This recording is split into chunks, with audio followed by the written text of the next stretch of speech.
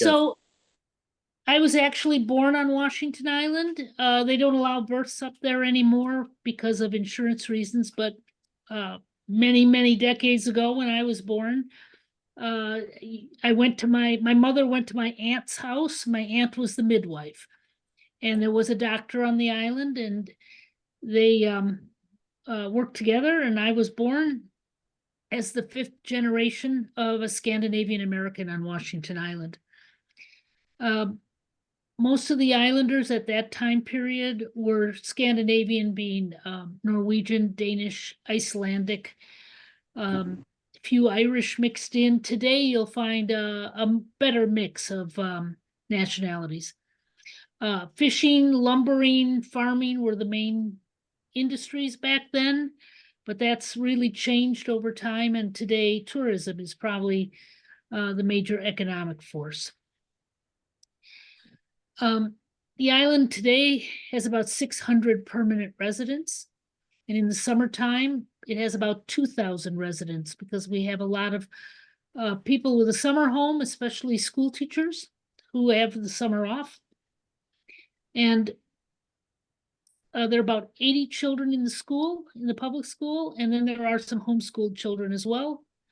There's one grocery store, 2 gas stations, and 4 taverns, which is very probably typical of a small Wisconsin town. And most importantly, they have a post office, the Washington Island Post Office. So today I'm going to talk about the island post office, the ways to get mail to and from the island, and some of the people involved.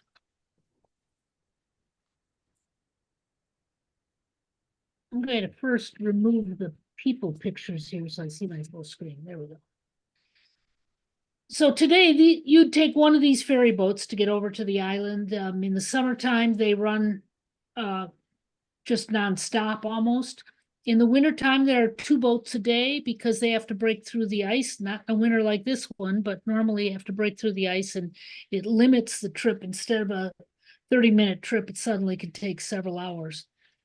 And you'll note that these ferry boats can take quite a few cars. They can hold 20 and more, depending on the size of the cars and if there are boats or trailers added on. They can also take major equipment over construction equipment, but when they carry a tanker that has gasoline, they have to run only that vehicle in the boat. They can't have other cars on or passengers at the same time.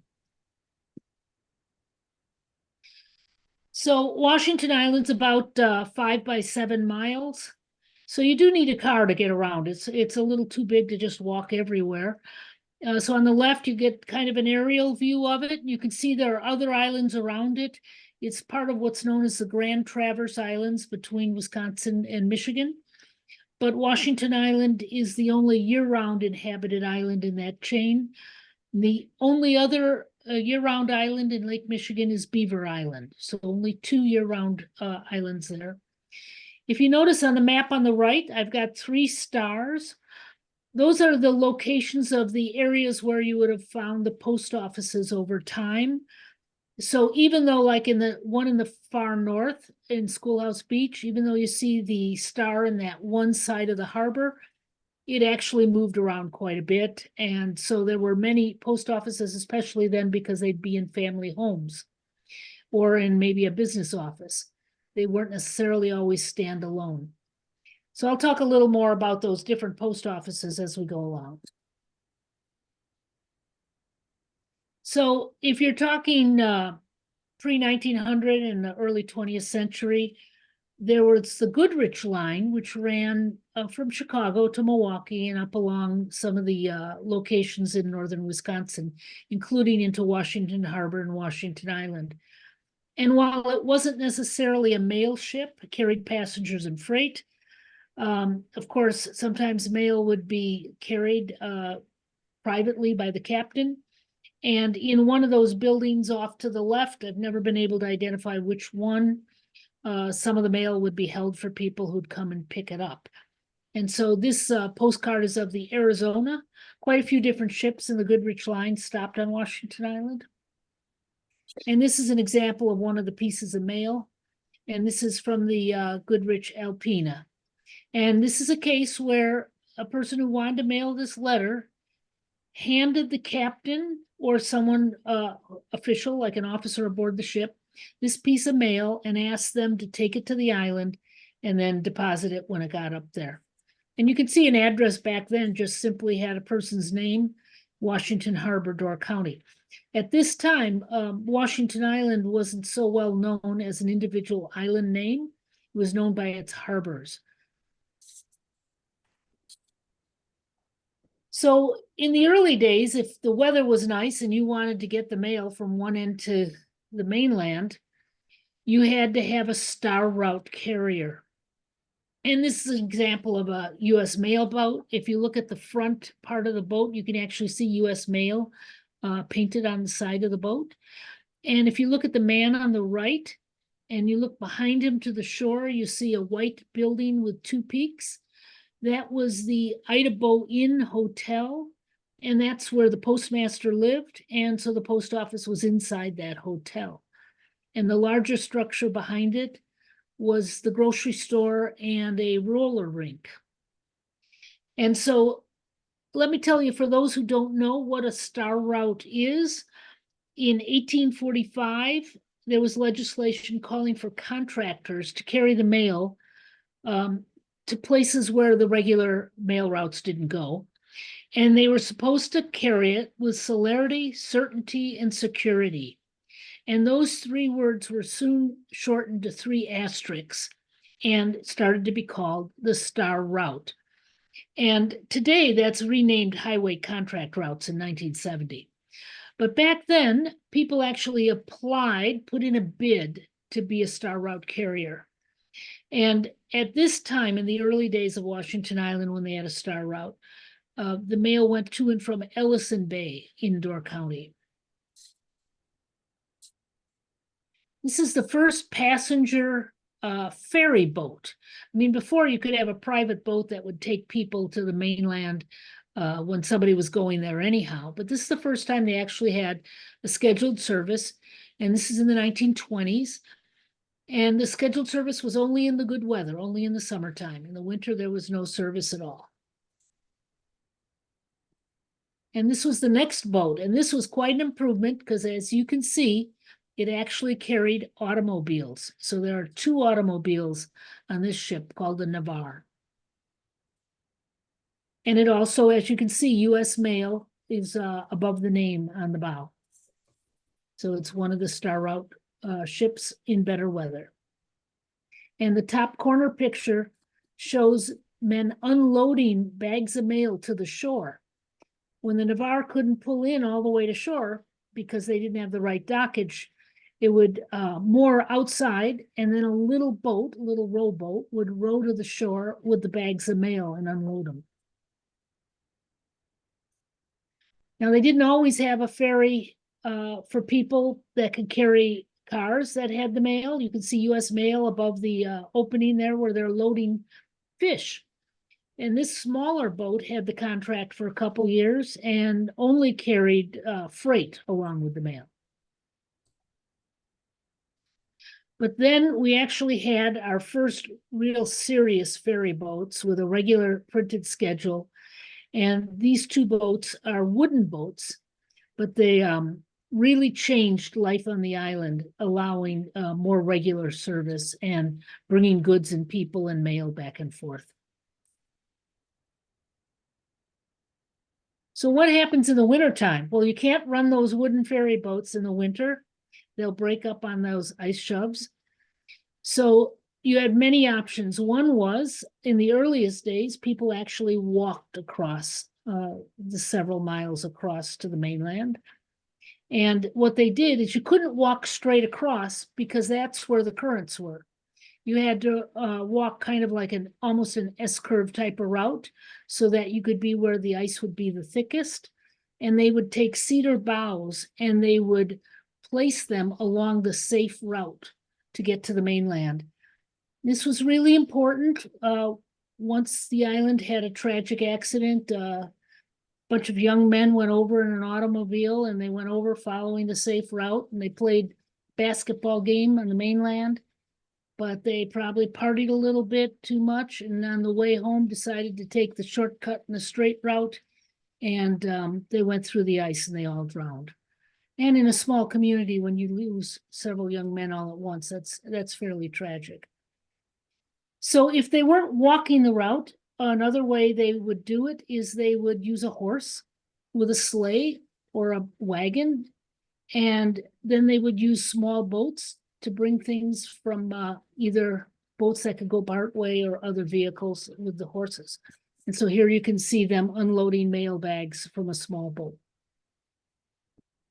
And here's an example of where you had two horses with a wagon.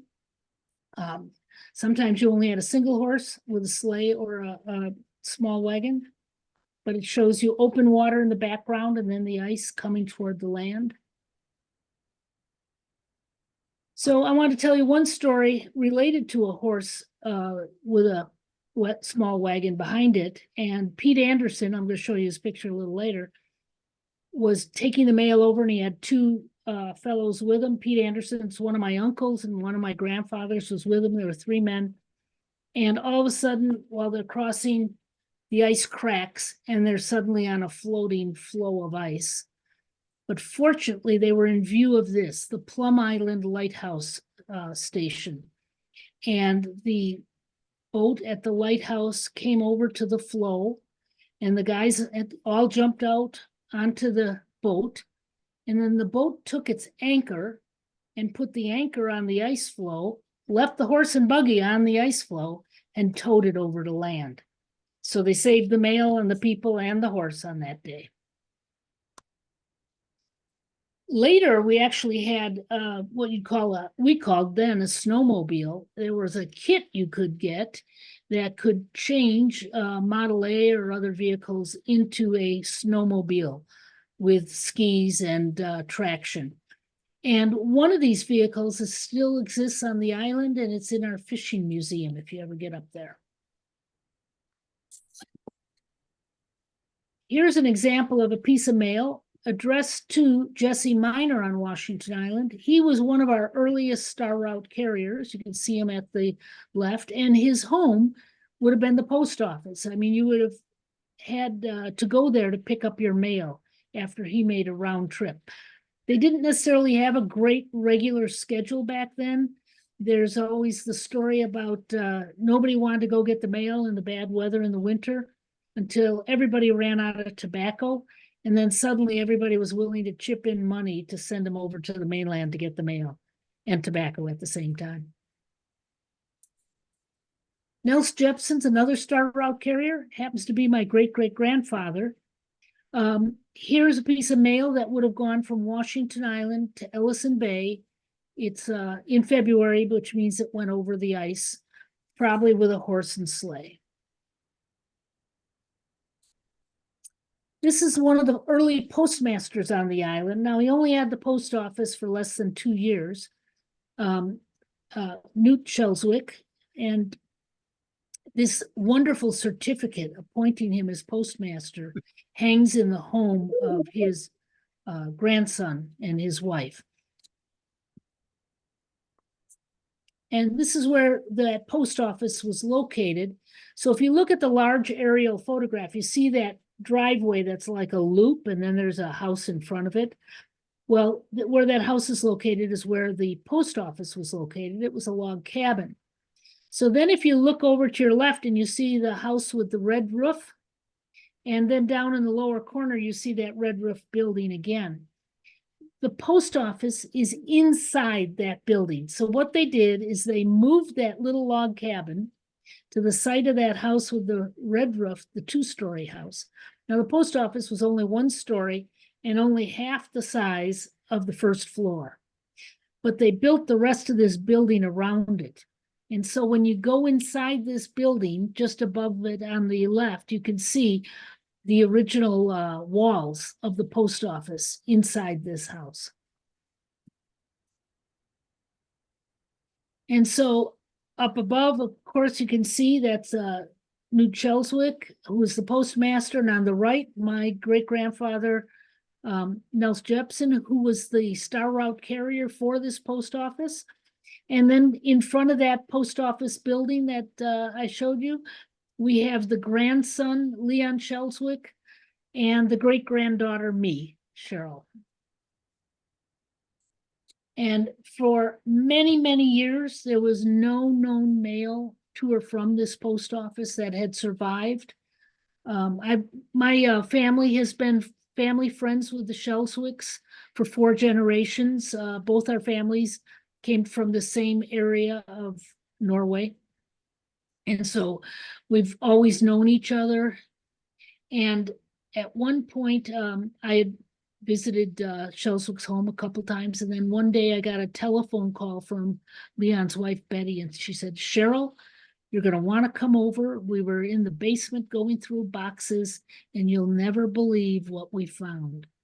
And so I went over there, and lo and behold, they had this letter from Washington, D.C. to the postmaster in Figgerwick, Washington Island. Not too much of this can exist. So here's Pete Anderson, one of my uncles who was a star route carrier. This is on top of his boat called the Volunteer. And you can see the smaller little rowboat on the back end so that, when he got to the point where he couldn't go any further in the ice, he could anchor to the ice and then use the small boat to get into maybe a closer place to shore. This is one of the post offices. Mac Magnuson was the postmaster. He was Icelandic.